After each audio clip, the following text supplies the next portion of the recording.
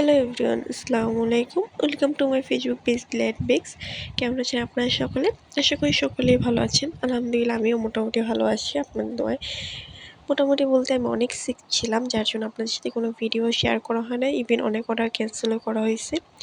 আর আজকে যে কেকের ডেকোরেশনটা শেয়ার করবো, এটা মানে সিম্পলের ভিতর খুবই সুন্দর একটা কেকের ডেকোরেশন।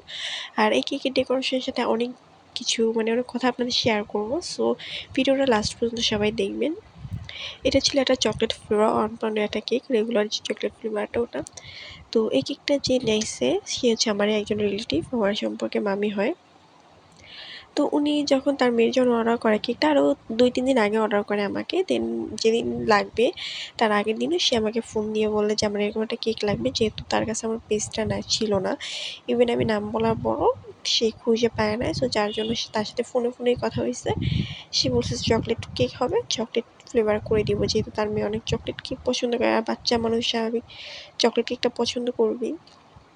তো এটাকে আর যখন আমি তাকে মামিকে জিজ্ঞেস করি যে মামি ডেকোরেশনটা কেমন হবে, সো সে বললেন যেটা তুমি তোমার মন মতো করে দিবে, যেটা তোমার কাছে ভাল লাগে। তো যেহেতু চকলেট কেকের চকলেট ডেকোরেশন এটা আমি করি না কখনোই, চকলেট কেকের যে চকলেট ডেকোরেশনই হবে, বা ভ্যানিলা কেকের যে নর্মাল সিম্পল ডেকোরেশন, অরেঞ্জ কেকের জন্য অরেঞ্জ কেক দিয়ে আমরা যেভাবে ডেকোরেশনগুলি করি ওগুলোই যে হবে এটা কিন্তু না। আপনি চকলেট কেকের উপর আপনি অন্য যে কোনো থিম আপনি করতে পারবেন।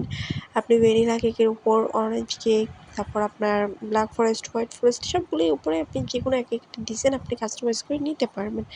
তো সে মেবি এটা জানতো না। তো আমি যখন তাকে কেকটা করে দিই, কেকটা ডিজাইনটা আপনারা দেখতেই পারবেন। আমি কেকটা কীভাবে রেডি করছি, ইভেন কেকের ফুলগুলি সবগুলোই আপনারা দেখতে পারবেন, ভিডিওতে বুঝতে পারতেছেন। তো আমি যখন তাকে কেকটা দিই, সেই টেস্ট আলহামদুলিল্লাহ সে অনেক ভালো বলছে, টেস্ট অনেক ভালো হয়েছে, কেকটা অনেক মজা ছিল। বাট যেহেতু একটু পিচ্চি তার মেয়েটা, বাচ্চা মানুষ, তো ও ভাবছে যে অনেক চকলেট হবে, অনেক উপরে চকলেট দিয়ে ডেকোরেশন করা থাকবে। সো আর যেহেতু মামি আমাকে এই ধরনের কিছুই বলে দেয় নাই, মামি বলছে তুমি তোমার ফুল টুল দিয়ে একটু ডেকোরেশন করে দিও। আর বাচ্চা মেয়ে, ও ভাবছে যে একটু চকলেট টকলেট থাকবে, যার জন্য ওর মনটা অনেক খারাপ হয়ে গেছিলো। আর যেহেতু তার বাসার ডিস্টেন্স থেকে আমার বাসাটা অনেক দূরত্ব ছিল, সো যার জন্য ওই মুহূর্তে ঠিক করে দেওয়া সম্ভব ছিল না। আর সে আমাকে ওরকমভাবে পিকচার বা কোনো থিমস দেয় নাই, যার জন্য আমি আমার মন মতো করে দিছি। এখানে আমি রাইস পেপারটা ইউজ করছি, এবং রাইস পেপারটা আমি গোল্ডেন ডাস্ট দিয়ে নিছিলাম।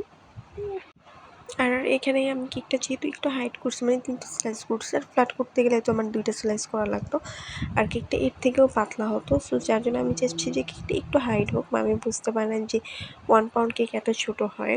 সে সবসময় বাইরে দোকান থেকে কেক নেয়। তো কেকটা দেখে বলতেছে যে এত ছোটো কেক পরে। আমি মামিকে বললাম যে মামি আমি তো কেকটা মেপে নিচ্ছি, 1 পাউন্ড কেকে এত গ্রাম হয়। ইভেন এইটা 550 গ্রাম প্লাস হয়ে গেছিলো এই কেকটার ওয়েট।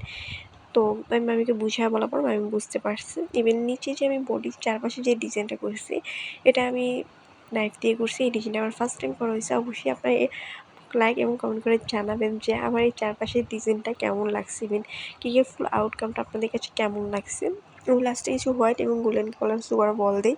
ইভেন অন ক্যামেরাতে আমি কেকের নামটা লিখি, হয়তো কেকের নামটা লেখা ওরকমভাবে সুন্দর আসে নাই, আমি যতটা চাইছি ওরকমভাবে আসে নাই।